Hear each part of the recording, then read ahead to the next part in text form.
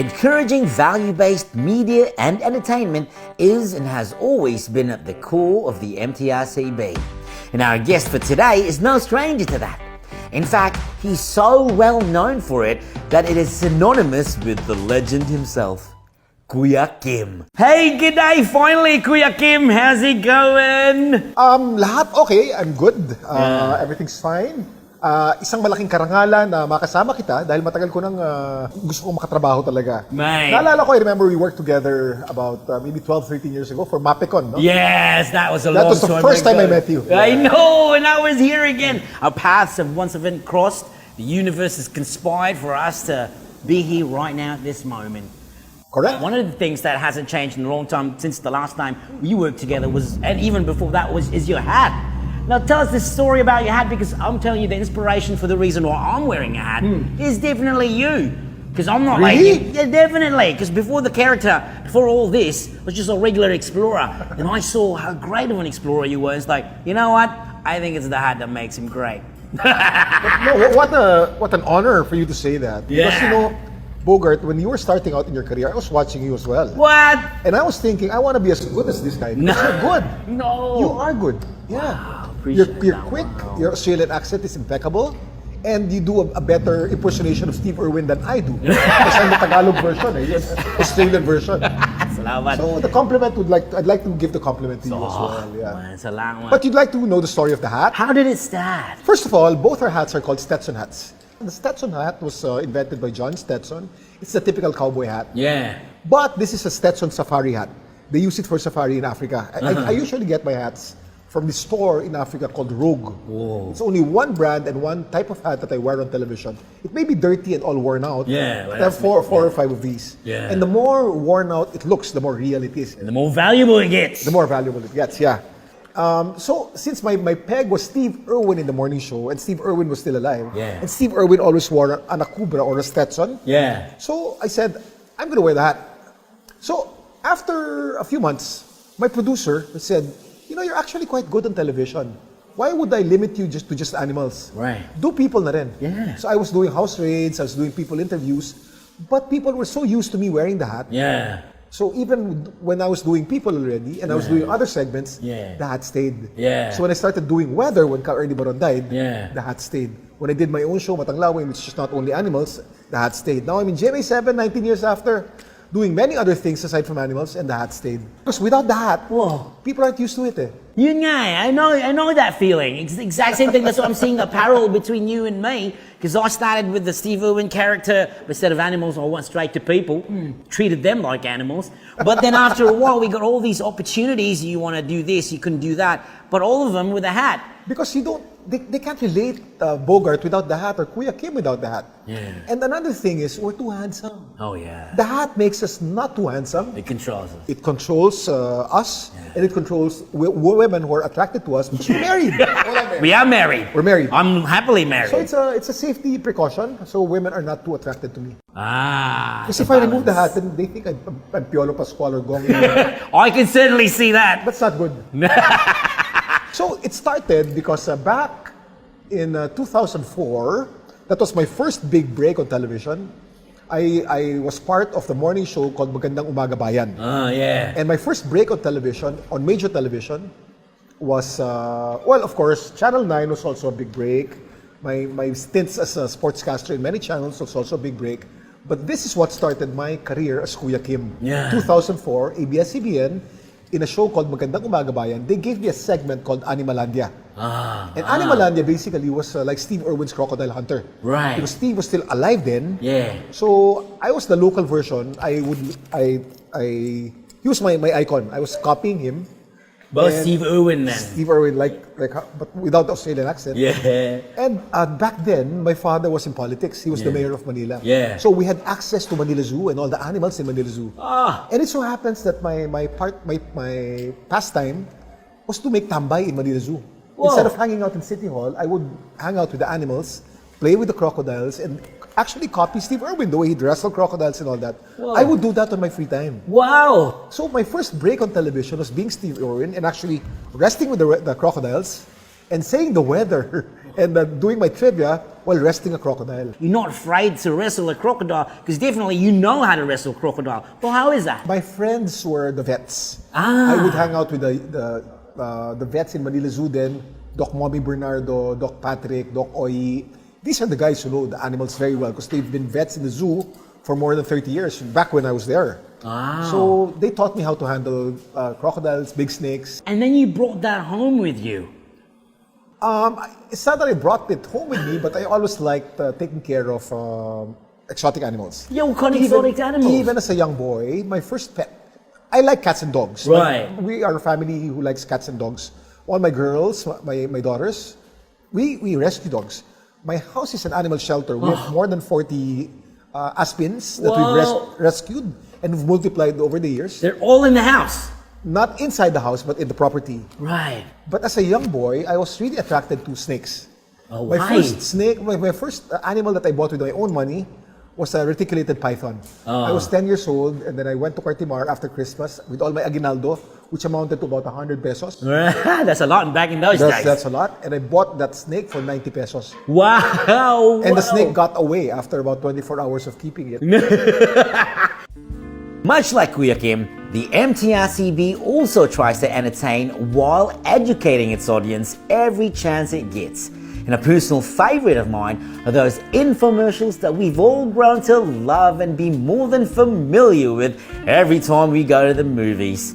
In fact, these shorts are so ingrained into the Philippine moviegoer experience that many are considered, for better or worse, classics. G'day mates. So, welcome to day one of the MTRCB infomercial shoot.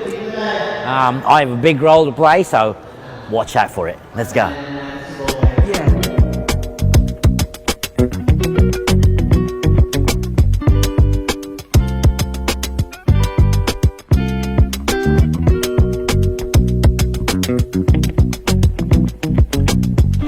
It's my moment to shine. Oh my God. Naiya ako, man. Paano magkamali ako? Sige lang, tisin ko to. This is my Oscar moment. Ito na, baka ma-discover na ako sa wakas. Sabi pa naman nila, pag hindi ka naiiya, wala kang iya. Action! Pasensya na, di pwede sa dalawang anak mo to. R13 to. May baril at saka violence ang nandito. Ang suggestion ko, dun tayo sa... Thank you.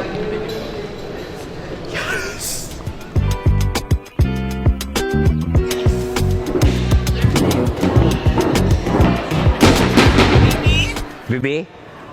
Yes. Oh, you'll never guess what happened. We did it, Bibi! Sikat na tayo. Lalabas na tayo sa sine. Talaga? Oo, sa sine. Anong sinihan? Ha? Lahat! Lahat ng sine. Ito na talaga. Ito na. And I did what we...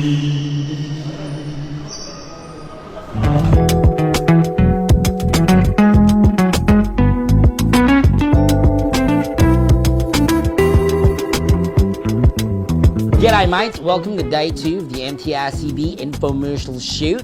Finally, the one in the peripheral gets to be the one in focus. Let's go.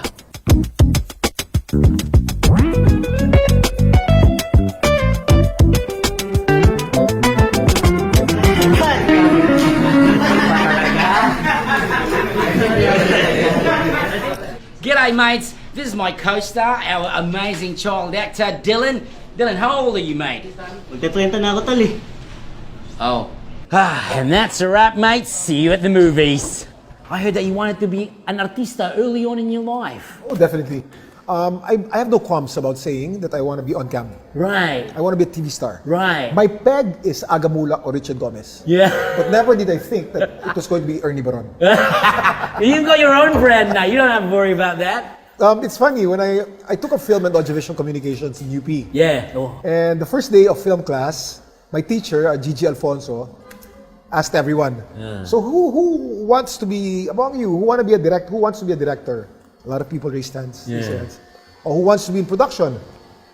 And then, because I wanted to be a TV star. In front of the camera. In front of the camera. And she didn't ask. Oh, she I raised didn't my- ask? Yeah, and I raised my hand. They said, Ma'am, you haven't asked me yet.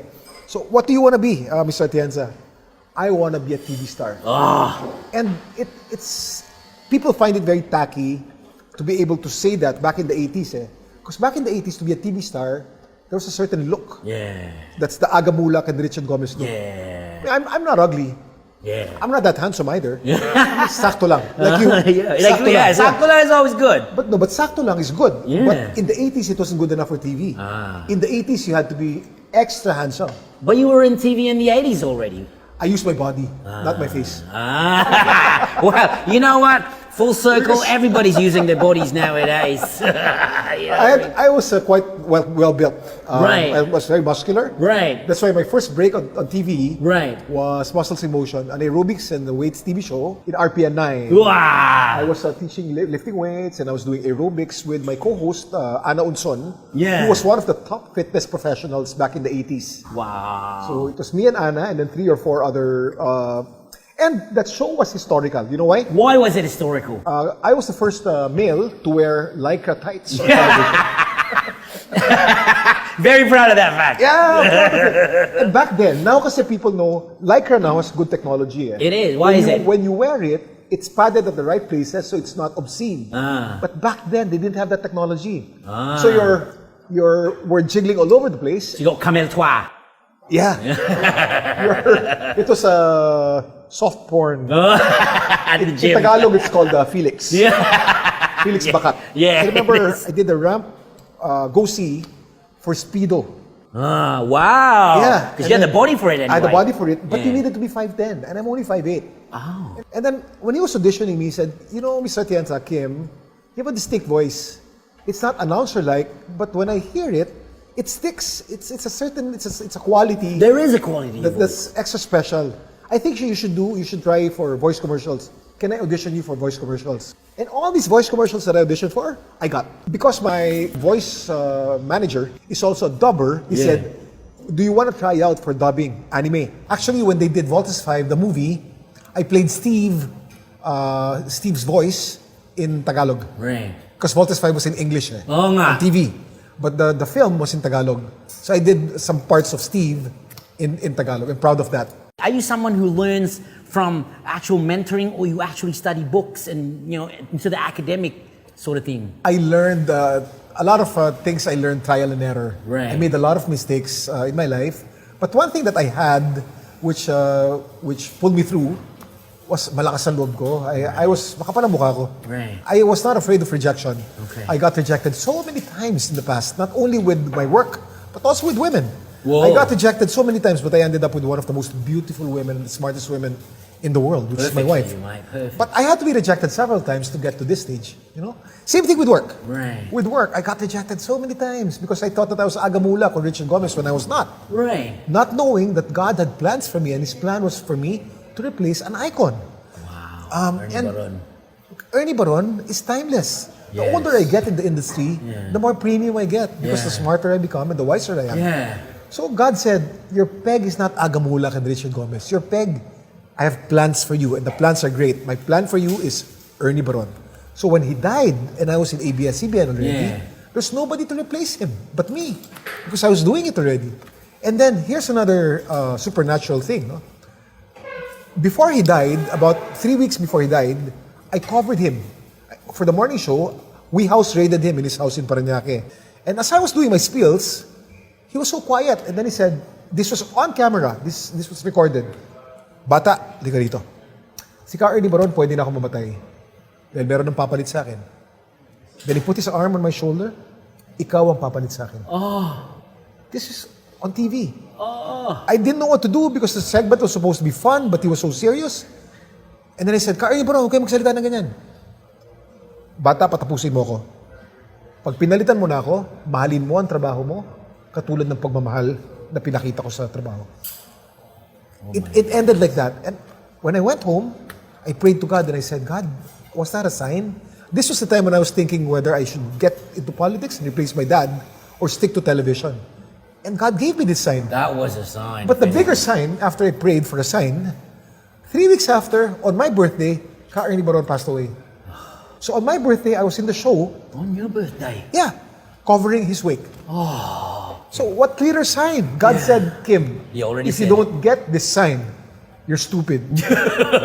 Then my next prayer, Lord, now give me the courage to tell my dad that I'm replacing Ernie Baron and not him. What did he say? That's difficult. Yeah. So I invited him to the house. I couldn't say it, no? My wife was beside me. We were having breakfast. Yeah. Allah. And then you know what my dad did? What did he say? Our fathers know us more than we know ourselves sometimes. He said, son, you don't have to talk. Even without telling me, I know. Whenever I watch you on television, I see how happy you are. And you are. And as far as me, your family, your mom, will be okay. Do what you're passionate about. I give you my blessing. Oh my goodness. And I was crying that morning. I gave him a hug. That's beautiful, mate. And then, that's it. That was the beginning of Kuya Kim on TV. Back in 2004. It's amazing. And now you're here, but there were parts along your path, there were times along your path that you almost didn't make it here. Oh yeah, I had life near-death experiences twice. Whoa. Back in 2010, I was so engrossed with my work, I was so in love with it, I forgot about my health. In 2010, I suffered a stroke. And then when I suffered the stroke, it hit the left frontal lobe of my brain. And that's a part of the brain that's in charge of speech, knowledge, memory. Oh no. These are the things that I was dependent on for my TV. Yes. So when I was in ICU, I was doing sign language to my wife, and I said, you take care of the family because I don't think I can work anymore. And you know, by God's grace, in 3 days, I regained my voice. In 3 months, I regained 70% of what I had. In about a year, I was 99% already of my old self. Wow. But that was the first time that I got physically born again. Because I made a deal with God. And I said, if you make me well, I'm going to be the fittest Tim I can be. I'm going to be an Ironman. I'm going to be a marathon runner. I'm going to be really fit. And I fulfilled that part of my deal with God. Wow. But on the 3rd year of my fitness, I got sick again. This time, I got a rare disease called Guillain-Barré syndrome that causes paralysis. So my hands and my feet got paralyzed. I was in ICU and I was praying to God and I said, God, we made a deal. I said, I told you that if you make me well, I'm going to be fit. Now I'm at the fittest point in my life when I can do a full Ironman already. And you make me paralyzed. What is it? That's when I became spiritually born again. And up to this date, I still am a Christian and I still am walking with Him daily. And you can walk. Like the key word is you can walk. And I'm fit, very fit. Yeah. Wow.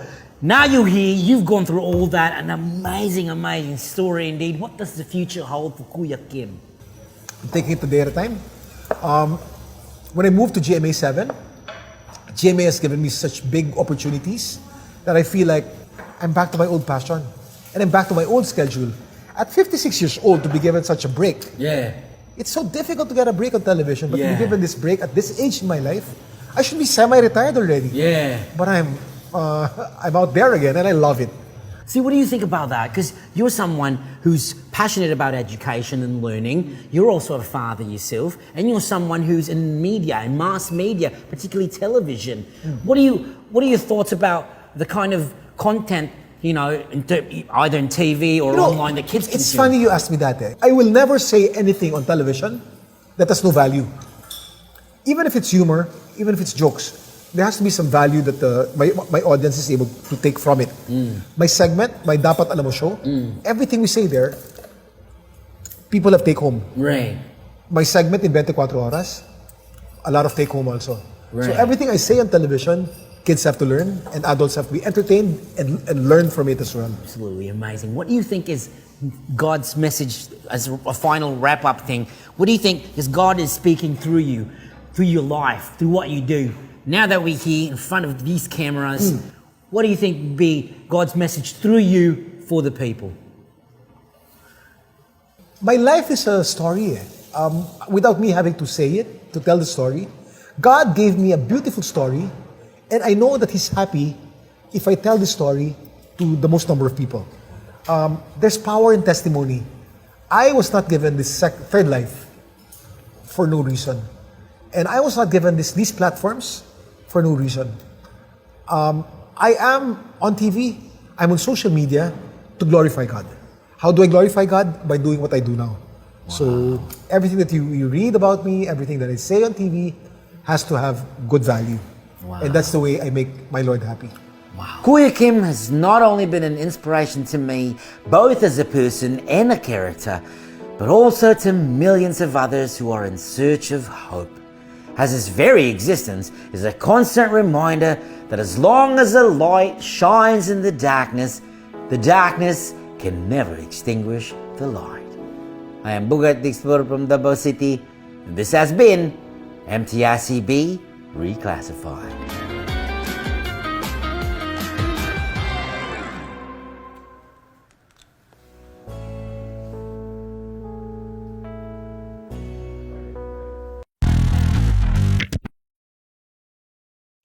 Mates, do follow the MTRCB on all their official pages, and if you want to listen to the full uncut interview with Kuya Kim, follow us on Spotify.